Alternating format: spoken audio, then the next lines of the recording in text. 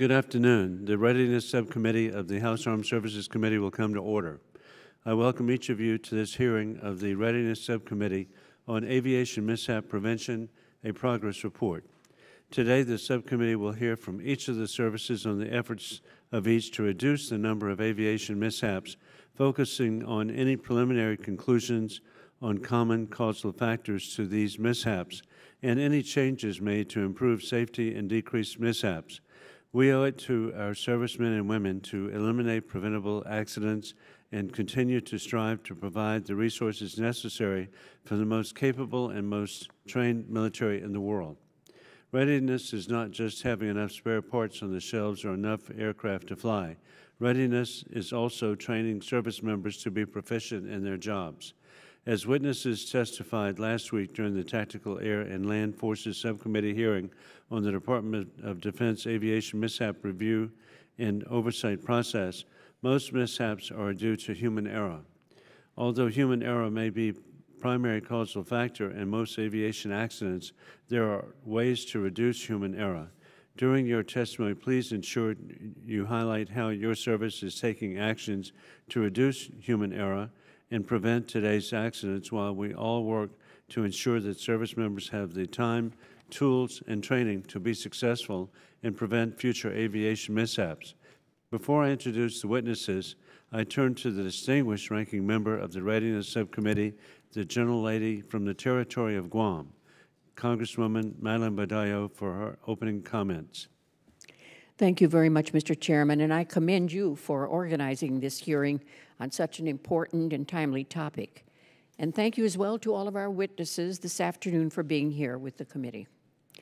The military's aviation mishap trends are troubling to me, and I strongly support Ranking Member Adam Smith's proposal for an independent National Commission on Military Aviation Safety. The commission would study accident rates, compare them to historic averages, and determine what steps can be taken to improve military aviation safety, an effort I had hoped the department would lead. In addition to that effort, I hope that each of you can share with the committee today your plans to improve aviation safety within your services in parallel with our efforts to establish this commission. Each service has suffered at least one mishap in 2018, resulting in the loss of life. Yet aside from one-day safety stand-downs after a mishap, I have not seen other specific decisive actions taken to address recent mishaps. Moreover, I have doubts about the effectiveness of a one-day stand-down. Recent mishaps have been attributed to an aging fleet, lack of proper sustainment and maintenance, and in some cases, even an aircrew error. I understand that we cannot discuss the specifics of the recent mishaps until safety investigations are completed. However, I would ask that each of you outline your initial analysis of determining factors for overall trends, as well as your recommended solutions with your service and across the joint force. Regardless of the reason for these mishaps, the bottom line is that there is no room in our current aviation readiness status to suffer personnel or material losses that should be avoidable. I think it appropriate during our discussion today that all the witnesses and members in the room remember the soldiers, the sailors, the Marines, and the airmen that we have lost in non-combat related aviation accidents, and remain cognizant of the role that both Congress and DoD have played in setting conditions leading up to those accidents. The military aviators of our nation are counting on us to get it right and provide them with the tools that they need to successfully and safely employ their aircraft at the highest levels of performance. And with that, I thank you, Mr. Chairman, and I yield back. Thank you, Congresswoman Badillo. We are pleased to recognize our witnesses today, and I want to thank them for taking the time to be with us. We look forward to your update on how your service is preventing aviation mishaps. We have with us today Lieutenant General Chris Nowland, the Deputy Chief of Staff of Operations. We have Lieutenant General Stephen Rudder, the Marine Corps Deputy Commandant for Aviation, the Major General William Gayler, the Commanding General U.S. Army Aviation Center of Excellence, and Rear Admiral Roy Kelley, Commander, Naval Air Force Atlantic. And Lieutenant General Nowland, we begin with you with your opening comments. Chairman Wilson, Ranking Member Badillo, members of the subcommittee, thank you for the opportunity to speak to you today on this very important topic of aviation mishap prevention. As you know, safety is and will remain a top priority of our service. We totally agree with you, ma'am. We cannot afford to lose a single airman or weapons capability to a mishap that could have been prevented. We understand that risk is always present in our profession, but our goal is to mitigate risk to the greatest extent possible. Heartbreakingly, the Air Force has lost 18 airmen in fiscal year 2018. In response to these tragic events, the Chief of Staff of the Air Force, General Goldfein, directed all wing commanders and operational maintenance leaders to conduct a one-day operational safety review. During this day, commanders' primary focus was to talk to their airmen, assess processes, look for areas of improvement, and to determine how to work together to prevent future mishaps. Not surprisingly, ops tempo and time to train was highlighted as an issue. This is in line with what we have found across the Air Force. Last year, we used feedback to help address safety issues with our remotely piloted aircraft career field. Remotely piloted aircraft squadrons execute 24/7, 365 combat operations, which makes it difficult to train. This impacted the readiness of our forces. Based on the feedback from our RPA airmen, we put together a cultural process improvement program to address their concerns.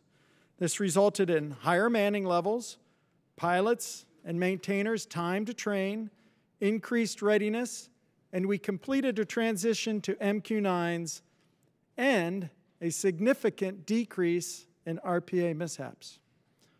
Also, our mobility forces have had recent success. U.S. Transportation Command worked with Air Mobility Command to reduce requirements and to provide an aircraft ceiling for daily operations. This reduction freed up C-17 and C-5 aircraft, allowing time for training. Our pilots and maintainers have gained proficiency, our mission-capable rates increased, and we provided valuable resource to our airmen, time. Time to train is essential for both safety and readiness. Sometimes you always don't get time. Things happen. 2 weeks ago, we discovered an issue with the B-1 ejection seats. Our commander sprang into action, activating the entire Air Force team to protect our aircrew and provide combat capability. The team did hard analysis and engineering to find a solution to the ejection seat issue. I'm glad to announce the team's efforts paid off. The B-1 started flying again on Tuesday.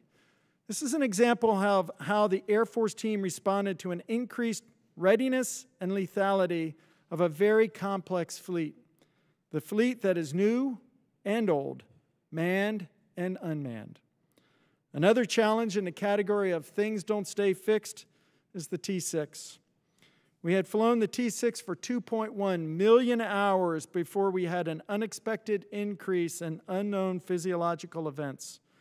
Once again, the entire Air Force team, along with the Navy and NASA, sprang into action to identify ways to mitigate the risk so we could continue to safely fly crucial training sorties while simultaneously continuing to investigate the root cause. On a personal note, flying aircraft is unforgiving and dangerous. As you know, earlier this year we lost a Thunderbird pilot, Major Stephen Del Bagno. He graduated from undergraduate pilot training at Vance when I was the wing commander. He was the first Vance undergraduate pilot training pilot to get an F-22. Cajun, his call sign, was really, really good. Yet on 4 April, flying low to the ground on a practice demonstration as a Thunderbird, the thing he loved to do and wanted to do, he lost his life. We know this impacted his mom, dad, family, squadron mates, and people that knew Cajun. Real people miss him because he was an outstanding leader, wingman, and person. Aviation is inherently dangerous. The Thunderbirds completed their air show 40 days later on 19 May.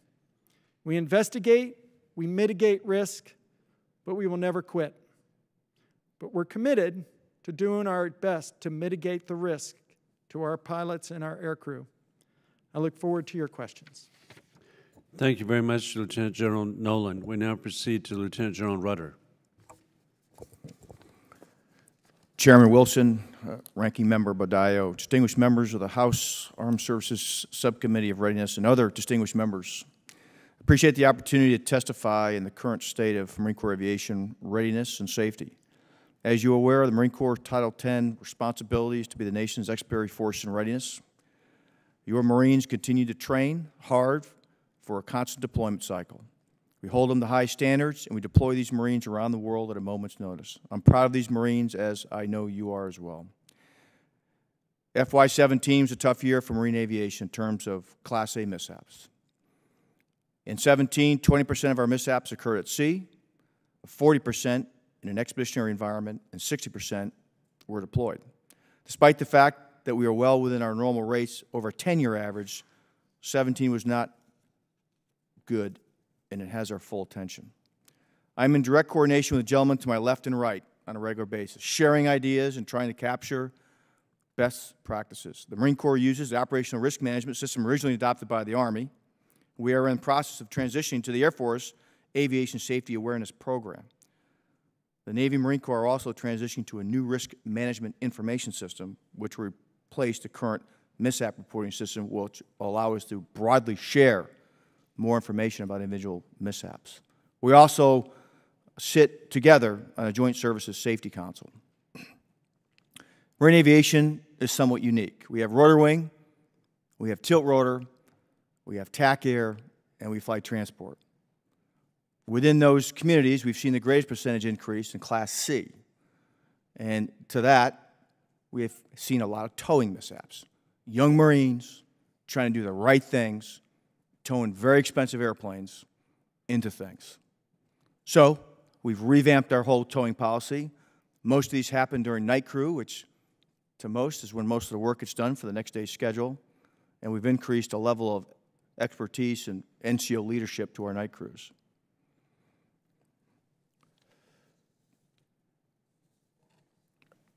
We had 12 Class A's totals last year. 2 of them were ground mishaps. 2 Marines were injured in an F-18 damage when flammable material in a drip pan caught fire. And in a separate, unrelated incident, an aircraft maintainer doing maintenance, when the lightning alarms went off, the squadron was trying to get everybody off the flight line in a timely manner. He was struck by lightning and killed. Out of the 10 Class A occurred last year across the full spectrum. Not all of them resulted in aircrew fatalities, but all had some kind of corrective action. Some of these are still in investigation, so the information I can provide is limited. But to give you an idea of some of the corrective actions we took last year, our KC-130, our C-130, Tango, tragic accident last year, saw the loss of 15 Marines and a corpsman. We hadn't had a C-130 crash in over a decade. 1 squadron, only 12 airplanes. We downed, in concert with the Navy, we downed that fleet. We downed that fleet over the abundance of caution, not really knowing what the cause was, but as we do with many of these, we don't know what the cause is. We downed the fleet, and we didn't get them flying again until we replaced all the props and all the airplanes. We also had an MV-22 strike the back of an LPD off the coast of Australia. Not knowing exactly what the dynamics were with that particular mishap, we went ahead and changed the flight procedures and policies of how we approach the back of a ship.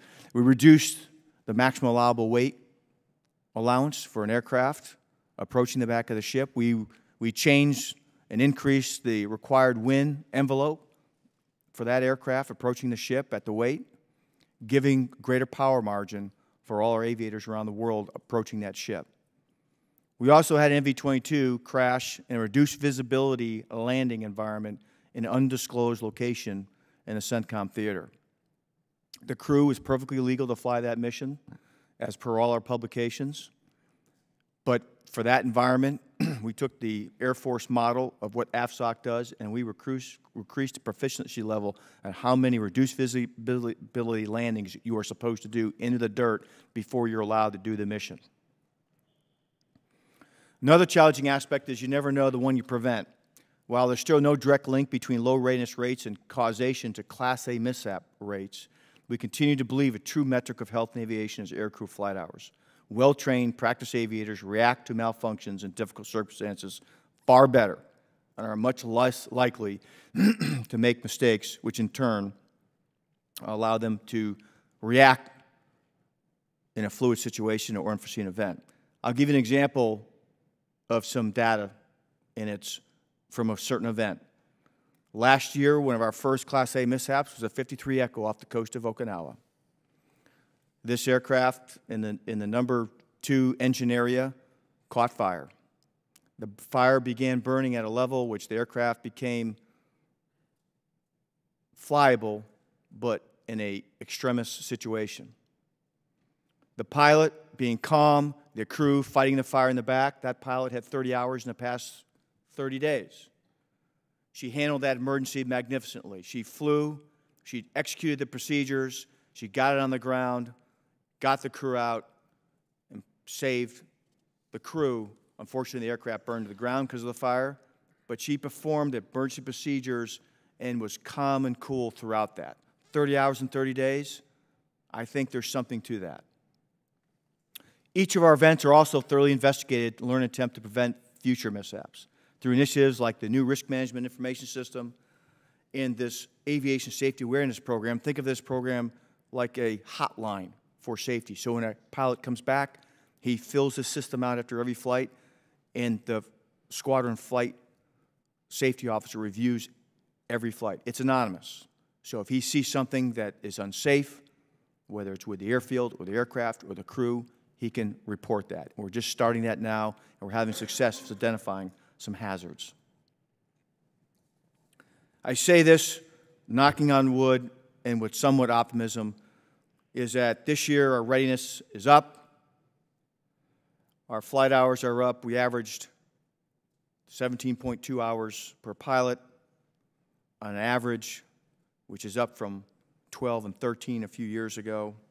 And as of FY18 today, our mishap rate from a 3.99, one of our highest last year, is hovering as we go through it about 1.7 to 1.8. So we have had 3 Class A in-flight mishaps. 2 of those certainly we're still investigating.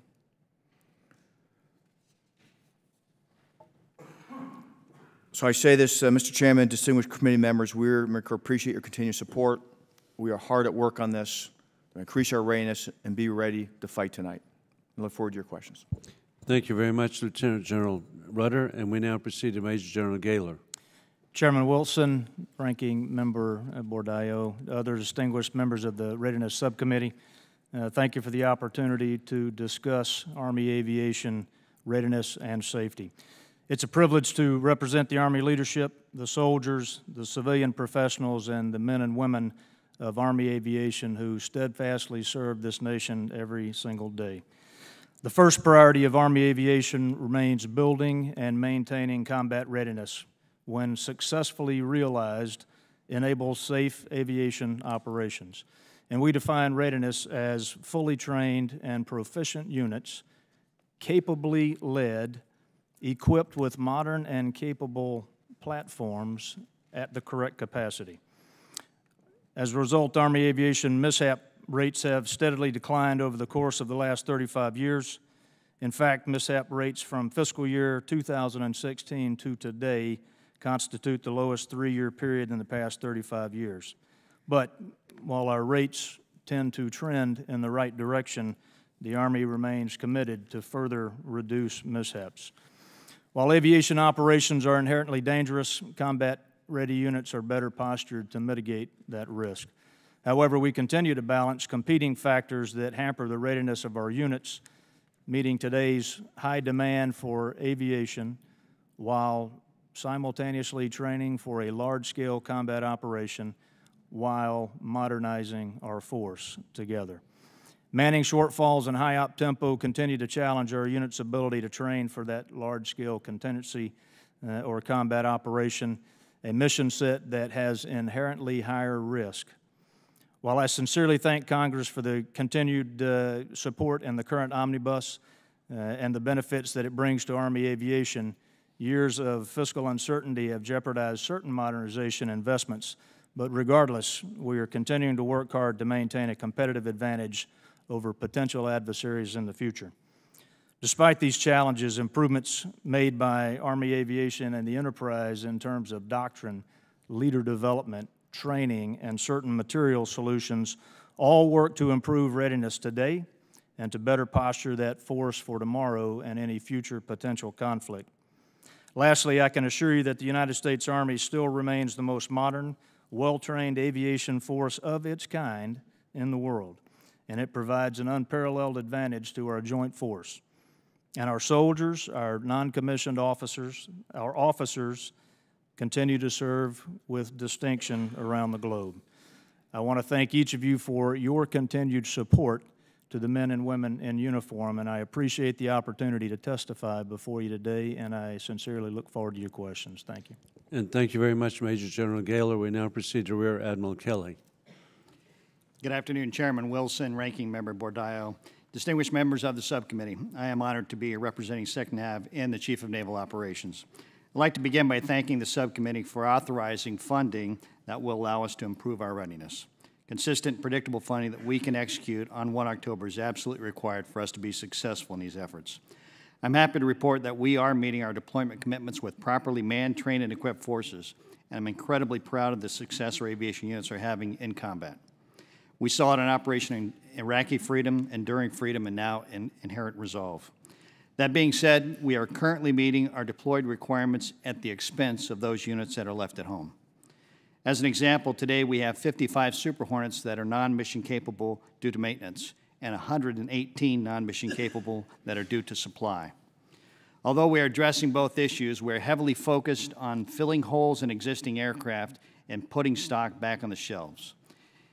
In my meetings with our aircraft maintainers, I hear over and over, "Admiral, if you get me the parts, we'll provide you more mission-capable aircraft."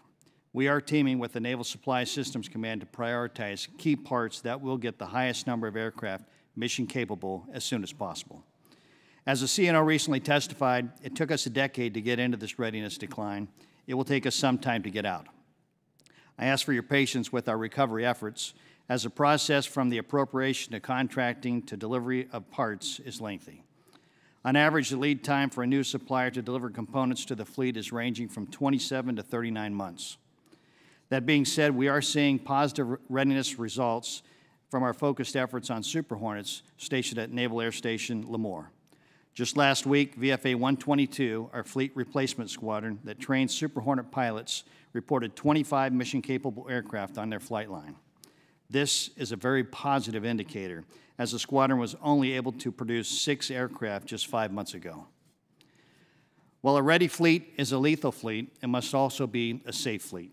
Our goal is to have 0 preventable mishaps, but for those that do occur, we rigorously investigate and disseminate the lessons learned to help prevent the mishap from happening again.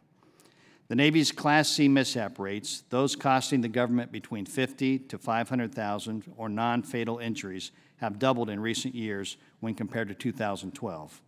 The Class C is the least costly damage to the government property of Class Alpha, Bravo, and Charlies. However, we recognize that any mishap has a negative impact to our readiness and can reverse much of our good efforts. We have determined from the Naval Safety Center and the Center for Naval Analysis, damage sustained during maintenance is the leading cause of these mishaps, with the analysis pointing to maintainers that are less experienced. The reduced experience is being addressed by doubling the length of orders for shore-based apprentice maintainers from 2 to 4 years, enabling them to gain additional experience and qualifications. Then using the new software program, Aviation Maintenance Experience Management Tool, AMEX, we are better able to fully use our sailors' skill sets by identifying specific qualifications each sailor has and matching them to the squadrons with the highest need. The Navy's effort to increase naval aviation readiness while reducing aviation mishaps is an ongoing process. We have to get this right. Our people are our greatest assets. Keeping them safe and ready to fight is our responsibility. We owe them nothing less. Thank you for your continued support for our sailors, civilians, and their families. I look forward to your questions. Thank you very much, Admiral Kelley. And as we begin, I'll remind each subcommittee member that we will adhere to the 5-minute rule for questions to our witnesses. Our professional staff, Margaret Dean, will hold us to the clock, beginning with my questions, beginning with me right now. And as we begin, I'd like to point out that our family especially appreciates your service. I'm the son of an aviator, First Lieutenant Hugh Wilson, U.S. Army Air Corps. I'm very grateful. He served in the 14th Air Force, the Flying Tigers, and served in India and China. And then your professionalism is recognized. One time I had the opportunity to visit with President Jiang Zemin at the presidential compound in Beijing. And when I was introduced as member of Congress, that was not very impressive. But somebody pointed out that Joe's the son of a flying tiger. He stopped the meeting and announced the American military is revered in China. And that's a reflection on your professionalism. The question for each of you, one factor highlighted in repeated testimony and briefings has been the impact of reduced flying hours, especially in the years following sequestration. How many hours of flight time training should pilots have versus how many hours they are receiving? Beginning with General Nowland. Thank you, sir. Positively, we are moving up on our flying hours. Our pilots right now across the force are averaging 18.66. We have a measurement called the Readiness Aircrew Program, which actually measures the sorties as well as the hours. And our goal is to close that so everyone is not what's called the Readiness Aircrew Program doesn't become the ceiling, but it becomes the floor. So you will fly above that. We're not there, but we're heading that direction, so we're moving in the right direction, sir. Thank you. When we started doing studies on this really a few years ago, I think we kind of thought that the data was telling us that 15 hours per month puts you in a safety box. For our readiness levels across the Marine Corps, every airframe is a little bit different, but we're counting about 16.9. 16.9 hours gets you to be T2, as we call it, combat ready for deployment. So we tried to attain that before everyone goes out the door, and every unit that deploys overseas is combat ready to that level. What we also found is that while we were doing this a few years ago, what we called the ready bench wasn't very ready. Through the readiness efforts, through what this committee and what the Senate and House has done is we've been able to not only buy new airplanes, but also fix the ones we have. So I'll give you just some examples of where we come on flight hours. And I think you can see this in some of our rates as those flight hours begin to take hold in the end of 17 and into 18. Back in 16, we were at 13.5 hours per pilot. In 17, we were averaged about 15.4. And today, we're averaging about 17.2, just coming off a couple 20 and 18-hour months.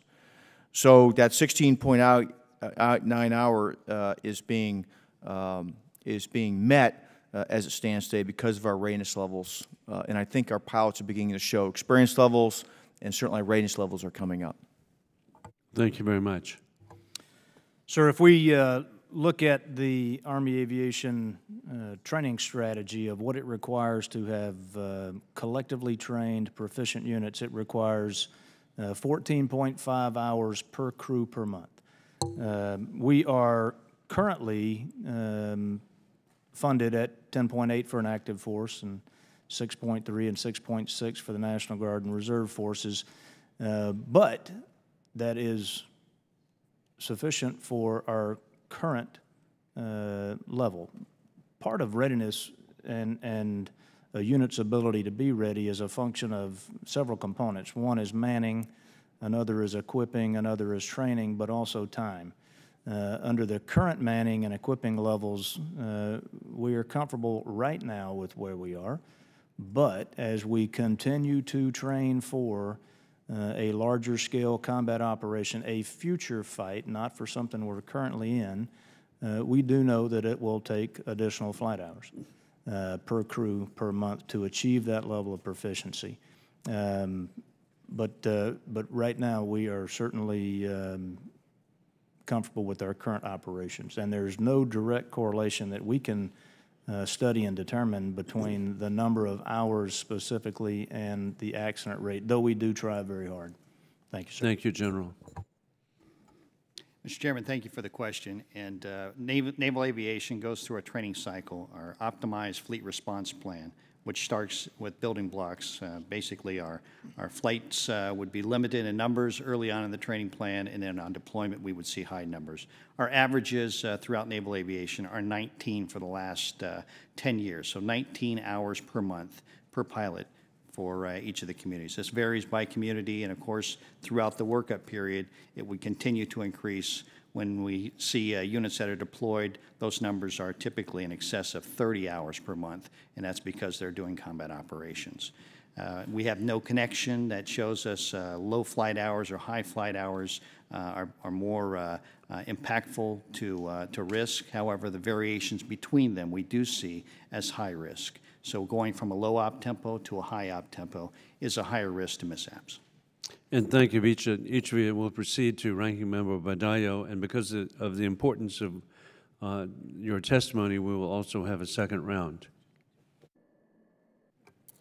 Thank you very much, Mr. Chairman, since there's only two of us here. Gentlemen, my colleagues and I understand that military aviation is inherently dangerous. Your aviators fly faster, they fly lower and closer together than commercial aviation while they push their aircraft to its limits around the world and in harm's way. We all understand that it is not possible to eliminate all accidents in your line of work, but I also feel strongly that we owe it to the aviators and their families to make sure that we're doing everything we can to ensure their safety in the air. Now, to that end, I asked this question in my opening remarks, or I didn't ask the question, but I told you what we had in mind, and it's in the NDAA, a sponsored amendment by our ranking member. Can each of you please take a moment to offer your thoughts on how a National Commission on Military Aviation Safety would benefit your service? General Nowland? Yes, ma'am. Thanks for the question. We would believe that Safety Commission could look at overall things. As we have found trends, we find operational tempo and time are key to both readiness and safety. There, we think that study would help us highlight that your Air Force is too small for the mission set that we need to do. And I think it would highlight that we need the more manpower and to grow to accomplish the National Defense Strategy, to provide that time to train. Good. General Rudder? Yeah, I agree. One of the things that I think that commission would find, I think it would find some efficiencies in pilot production and pilot training. I think it would find some efficiencies in how we maintain aircraft as we begin to compare ourselves to other organizations around the world and how we do maintenance. But I also agree that it would also see ops tempo as a driver. Mm-hmm. I would think also it would see maybe as a young force and the turnover that we have within our services, that the training to get on step for the next deployment as a driver for some of the mistakes in the maintenance spaces. Thank you. Major General Gayler. Yes, ma'am. Thank you. I think we certainly all agree that any effort to improve the safety and safeguard the treasure of our nation is certainly worth pursuing. I think it would have to, I would recommend it have to be fairly focused to determine causal factors that affect risk, to include manning, equipping, training. But I think we ought to also capitalize on some of the things we already do with the OSD oversight, with our joint safety councils that meet, and each of our own internal safety center capabilities. But we're certainly encouraged by any opportunity to help better protect our soldiers. Thank you. And Rear Admiral Kelley. Yes, ma'am. Thank you for the question. As we look back on naval aviation history, 50 years, we've had significant changes in our mishap rates, and it was because of the advent of NATOPS, Naval Aviation Training Operations Standardizations, as well as an anchored flight deck. Those were significant impacts to our safety and readiness. As we look at something new to come on that would help us to be more impactful for the future, I think it needs to be an organization that can help us be predictive in the mishaps when they think that they're going to happen, to help us to be predictive in that process. Otherwise, I think we're going to have minimal impact in the current safety structures that we have. So if it can be something that helps us in a predictive manner, then I think it would be very helpful. My next question is also for all of you, and I don't think I have the time, but we'll continue during second round. I understand that one-day safety stand-downs were ordered after the recent mishaps so that the service could review its safety measures and curb a drastic rise in aviation mishaps. So can you confirm you did conduct a one-day safety stand-down, and can you please share with the committee what benefits your service senior leadership gleaned from the one-day stand-down? General Nowland. Yes, ma'am, we did conduct it. We're in the process with our National Guard units of finishing in it. The last one we did was in 2009. General Schwartz ordered one, entire Air Force. So we agree with you that, we don't do these that often. General Goldfein decided, he had a gut feel that he wanted to do this.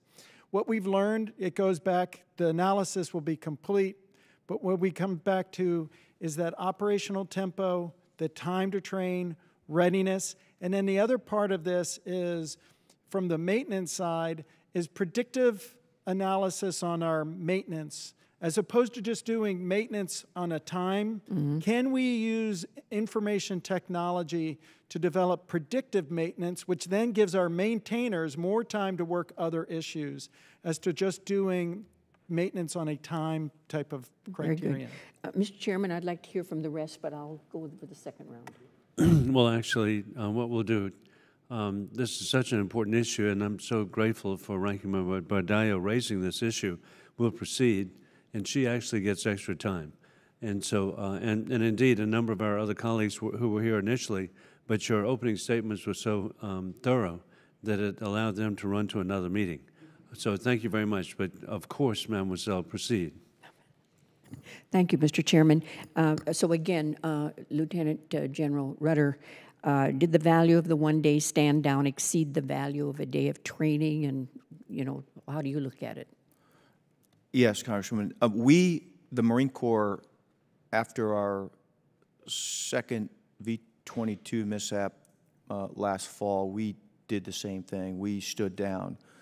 And although we do safety stand-downs, safety days on a regular basis to align ourselves back to the programmatic side of standardization, safety standardization, we did it just to break the chain. Aviation sometimes has, when you have a force that is operating hard, running hard, sometimes we call it a safety stand-down, but sometimes it can be defined as an ops pause. Just stop, take a knee, take a deep breath, review all the things that are going around from the other services, from your operational force, and then begin operating again. So we took a day as well. But also we had an organization that was operating deployed, and that organization had 2 in one day. And they shut down for about 2 or 3 days to reassess their selves, break the chain of events, find out, review how you're doing it, the environment. Has something changed? How is everybody doing? Because in deployment, sometimes people get tired, and they just need to take stock in what's going on and reset. So these standouts can have many different effects: to review how to proceed, future programs, and how to correct yourself. Also, just to break the chain, assess yourself, look at the mirror, and then step off again. Thank you. Major General Gayler on the one-day stand-down. Yes, ma'am. Thank you. Most safety stand-downs or a decision to take a tactical pause to assess a very specific component of risk is left to unit-level commanders. We truly believe that safety has to become a culture. You have to kind of inculcated into everything you do all the time. So we don't not do safety stand-downs, but it's left to the judgment of an individual commander based on the operational tempo. There is usefulness in identifying and isolating events to mitigate risk, but we think it's very important for us to holistically look at how do you minimize risk, how do you balance tactical risk and accidental risk. And part of that culture is looking at what we train in doctrine. It's looking at how we train in a training environment. It's looking at how we develop our leaders to hone their skills to identify, mitigate, and supervise to reduce risk. But we also have to look at future material solutions. How do you mitigate out risk through technology? So we believe firmly that it's a holistic approach. Thank you. Rear Admiral Kelley.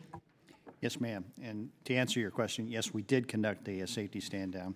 We typically do safety stand-downs around the holidays, and it's an opportunity to reflect on safety situations. But in this particular case, following the tragic mishap of the F-18F in Key West, Florida, and a couple other Class Charlie mishaps that we had in the month of April, Vice Admiral Miller and I directed that the entire Navy fleet, aviation, would take a safety stand-down. We put out a P4 message, a personal 4 message to the leadership in each of the squadrons, listing a number of topics that we wanted them to discuss within the command. And I felt it important enough upon myself that I cleared my schedule for the next 2 days after that message went out and had engagements with the commanding officers and their bosses, the wing commanders, and talked to them personally about my expectations for what I thought they should be doing as the commanding officers and understanding the responsibility for them to engage with their people and helping them to direct their people. And specifically in our case, it's maintenance issues that we're focused on. So I encourage them to spend time in the maintenance department, spend time with, for example, to take a quality assurance rep, somebody that had just recently worked on an airplane, walk out to that airplane with that quality assurance rep, have that rep show them around that airplane, what they did on that plane, show the interest, and make sure that they understand their value. Thank you very much, and I yield back, Mr. Chairman. Thank you very much, Congresswoman Badayo. A question for each of you. Will the 2-year bipartisan budget agreement aid you in preventing aviation mishaps? And could you provide some examples of how this agreement provides needed stability? Begin with General Nowland. Thank you very much. Budget stability is really, really needed, and we appreciate the opportunity and the plus-up of the budget that Congress has provided for us. How it will manifest itself, I think we are putting a large percentage of the plus-up into our weapon system sustainment, which goes into our depots as well as our flight line maintenance to build up our spares packages so that our maintainers have the parts, which will thus increase aircraft availability, which will then increase flying hours and ability to train. So I think it will have an indirect, absolute indirect impact in improving that readiness and that safety, because as we talked about, we can't find a correlation between flying hours and accidents, but our gut as aviators tells us the more you fly and the more you exercise the jets, good things happen out there. It's that situational awareness. So we cannot guarantee it, but we are doing everything we can, and we're also following our SecDefs and our Secretary's direction to make sure every dollar we spent is accounted for so we can come back to Congress and tell you where we spent it and how it will improve our readiness and safety factors. Thank you very much, General. General Rudder. What the past year budget did, and certainly the RA in 17, it allowed us to fully fund our readiness accounts. And when I say the readiness accounts, I mean we were able to fully fund our spares and begin recouping some of the degradation in our spares levels that we went into deficits on in the prior years. We were also able to fund our depot. They were able to hire back a workforce so they could begin getting our aircraft into depot and out of depot in a timely manner. Still work to be done there, but the depots are making a comeback. Also engineers. For some of our older aircraft, we have a lot of in-service repairs that we have to do. We have more engineers in our flight line helping the Marines and sailors fix their airplanes. For the maintenance Marines, we're able to put money into what we call the readiness kicker. So if you're a maintenance Marine and you hold a higher level qualification, collateral duty inspector, or quality assurance representative, if you re-enlist, you get a bonus. Not necessarily re-enlist by MOS, but re-enlist for your qualification. And we were able to keep about 676 talented Marines in the operational force because of this bonus. Broadly, I think all our colleagues here would attest to more flight hours are better. Things happen in a manner that's creates more tactically proficient organizations, more tactically professional pilots that can react to those anomalies that happen on the battlefield or in peacetime every day. So the hours, the money that you gave us went to maintenance and hours, and we're seeing the fruits of that today. Thank you very much, General. And General Gayler. Yes, sir. So certainly the predictable nature of the funding and the sustained funding certainly is very helpful. I mean, we look at that readiness capability as being manning, equipping, training, and the time. A great deal of the omnibus and plus-ups have gone to procurement of equipment, which will certainly directly affect our ability to train. The same for aviation survivability equipment, which is a survivability measure, but also a training issue. So we do know that the best way to ensure combat-ready forces is to provide tough, realistic training at repetitions to standard. And any sustained, predictable funding certainly allows us to do that. So thank you. Thank you very much, General. We now proceed with Admiral Kelley. Thank you, sir, and appreciate the question. As my colleagues have alluded to, it does indeed affect our readiness, and we appreciate the additional funding, the stability that the funding brings for us.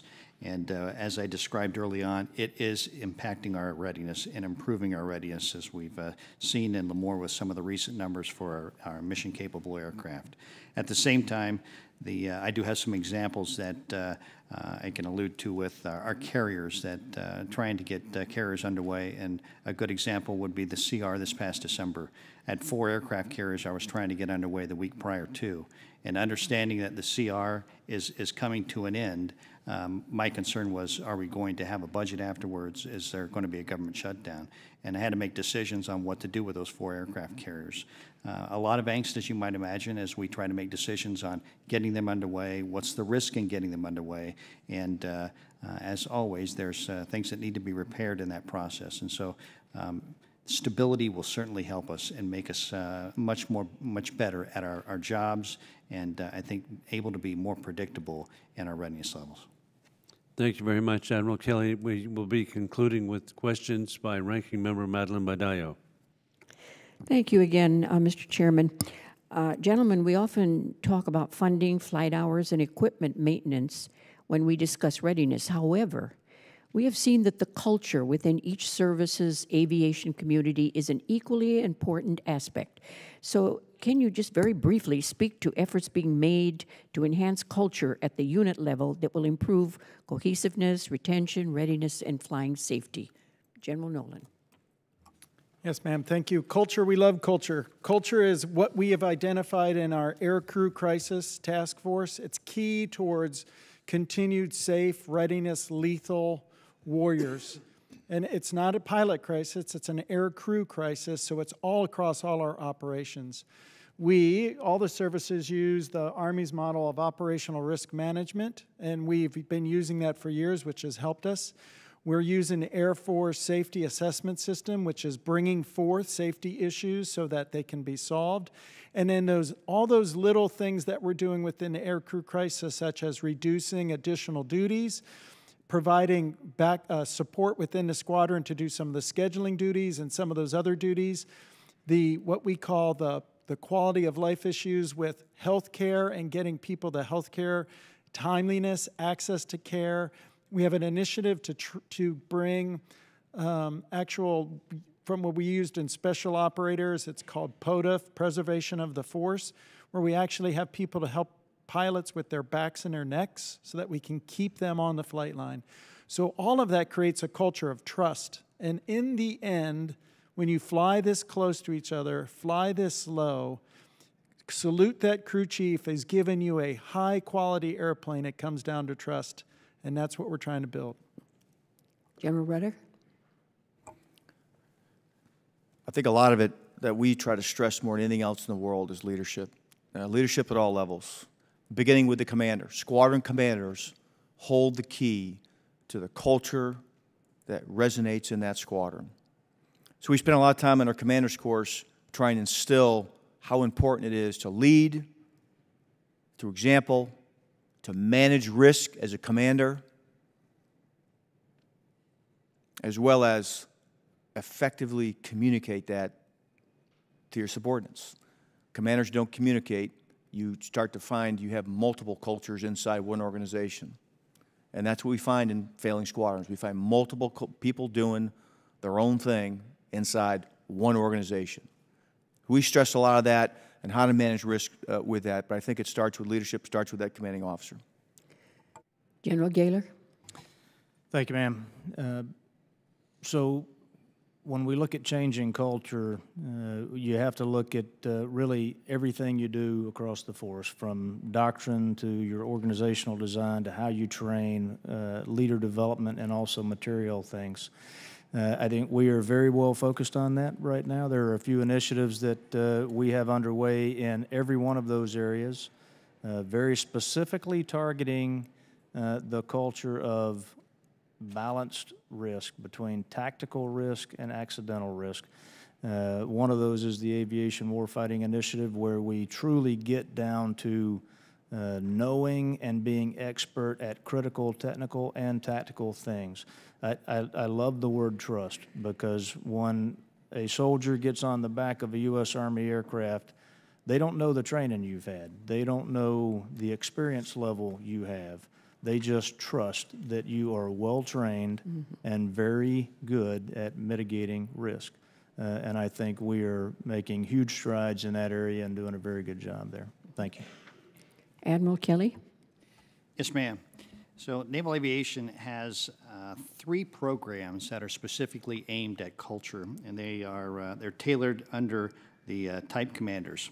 The Aviation Culture Workshop, the Aviation Climate Assessment Survey System Program, and then the Aviation Safety Awareness Program. All are aimed at commanding officers, giving them a level of understanding of their own organizations, and they can be requested that these programs be administered by the Safety Center to come in. Or in the case of the last one I mentioned there, Aviation Safety Awareness Program, this is an opportunity for aircrew at the end of their flights where they can go online and they can advertise information anonymously. I think it was described by General Rudder there, that provides information for near misses. And this is good in allowing us to see what might have happened had somebody not done something. So these programs are aware, and they certainly have a positive impact on the culture. Thank you very much. And my last question, Mr. Chairman, that I have, while stable and predictable funding are specific actions that this committee can help you with, can each of you provide specific actions that you and your services have implemented within the past 6 to 12 months to reduce the number and the rate of aviation mishaps? You could just...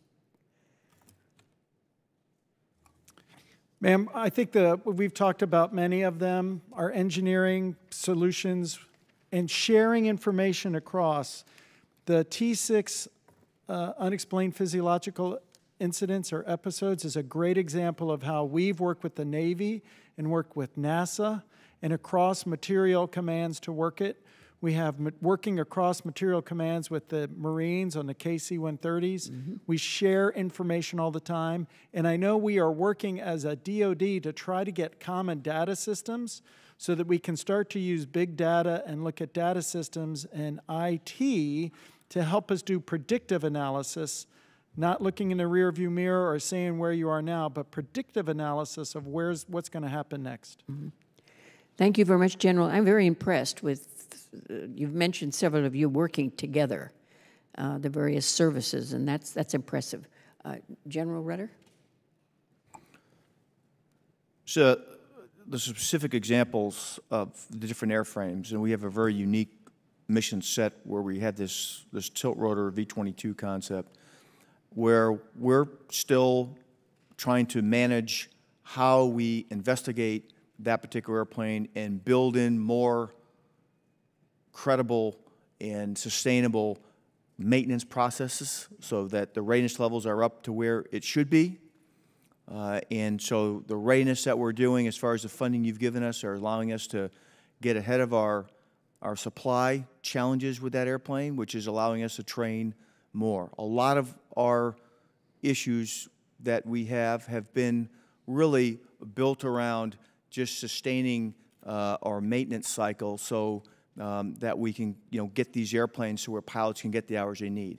It's not connected to the mishaps, but it's just something when pilots are flying more, it becomes a greater sustainable model for aviation writ large. Some of those things, as far as shipyard operations, we put some of those new policies in place where we're reducing the loads on the airplane, increasing the wind across the deck. We're also, for our deployed model, trying to use the AFSOC model and mandating that you don't go into a combat environment or into a mission unless you have the requisite numbers of reduced visibility landings, you have the requisite hours, and we're increased the number of aircraft over there to make sure we're doing that. There's all these things come into play to make sure when the aircrew gets in the airplane, they're ready to fly the mission mentally as well as with the aircrew and the mission equipment in the airplane. Thank you. General Gayler? Yes, ma'am. If I may, I'll give one tactical risk example and one accidental risk example. A tactical risk example is as we look to any future potential conflict, we have to constantly assess where we need to adjust our training to be best prepared for that. An example, in a highly contested peer-to-peer conflict, we know that we have certain areas that we need to improve training. So we have developed training support packets specifically designed to counter a highly contested environment, to include operations at much, much lower altitudes where your reaction time and the risk goes up significantly, but you have to do that to survive. So we've provided that in the tactical risk. In the accidental risk area, I am very impressed with our Combat Readiness Center's ability to take a near-miss incident that we specifically train to leaders at every level. We train every colonel, lieutenant colonel, and captain who are going into a command position on what we call the near-miss incidents. We know that the difference between a Class C and a Class A sometimes is seconds and sometimes is inches. And we've got to learn from where we have complacency and where we have vulnerability, and that is a hugely eye-opening endeavor and very well received. Thank you. Rear Admiral Kelley. Yes, ma'am. As I mentioned earlier, our focus area is on our Class Cs and understanding what the problems are there. We teamed with the Navy's Center for Analysis to find out what the cause or what they thought the cause was, and as a result of that, as I mentioned, they determined that it was maintenance related, and we determined it was maintenance training. I think those types of examples where we can get with organizations that help us they're outside organizations, look inside our organization and give us a better understanding of what they see, and this being one example of many. The other, I think that in looking for the future, and as I mentioned earlier, I think predictive analysis is something that is important in this business as we try to see how can we start to see where the trends are going and stop them before the mishaps happen. And our Naval Safety Center is moving forward with that, and as a result of funding that's available from this organization, we thank you for that. So as they look at hiring staffs, that's going to allow them to get deep into analytics, better understand those analytics, work with the fleets, work with the other services to come back and better understand where the trends are going and help us to stop those trends before they become mishaps. Thank you very much. And Mr. Chairman, I want to say thank you. This has been a very informative hearing, and we appreciate your time and patience while you waited for the voting to conclude. And again, I yield back, Mr. Chairman. And Ranking Woman Bardallo, the reason it's been informative is because of your interesting questions, which are very helpful, okay, to promote safety for our military personnel. As we conclude, I want to thank all the witnesses again for being here today. We appreciate your service to our nation. And General Nowland, Congratulations on your upcoming retirement from the Air Force, an amazing 37 years. So we're very, very grateful for your service for American families.